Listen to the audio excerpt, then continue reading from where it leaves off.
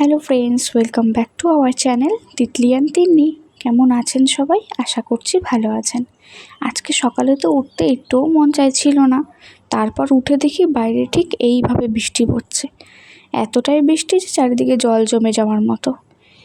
এত বৃষ্টি দেখে আজ একটু মন চাইলো লুচি খাবো সকালের জল খাবারে।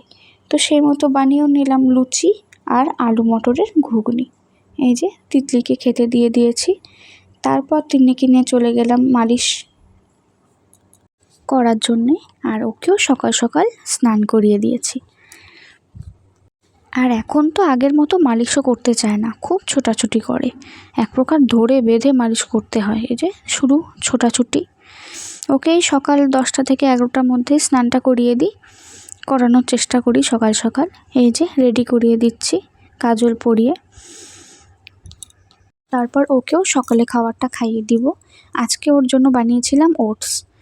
প্রতিদিনই একটা একটা করে বানিয়ে দিই। কোনো দিন হয়তো ওটস, কোনো দিন ডালিয়া, কোনো দিন সুজি, কোনো দিন রুটি, এভাবেই প্রতিদিন একটা একটা করে খাবার ওকে সকালবেলা করে খাওয়াই।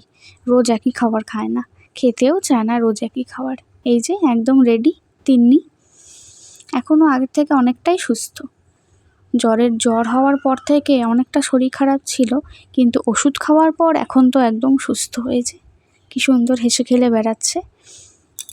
আর এরপরেই চলে গেলাম দুপুরের রান্নাতে।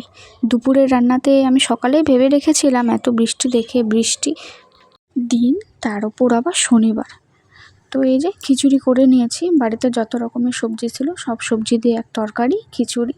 আর তিন্নিকে দেখুন, এত দুষ্টু, ওর খাওয়া হয়ে গেছে, এখনও কাউকে খেতে দিবে না, এখন ওর ঘুরতে যাওয়া চাই। তো আজকের এই ভিডিওটা এই পর্যন্তই। ভিডিওটি ভালো লাগলে লাইক, কমেন্ট, শেয়ার করবেন, চ্যানেলটিকে সাবস্ক্রাইব করবেন। ভিডিওটি দেখার জন্য অসংখ্য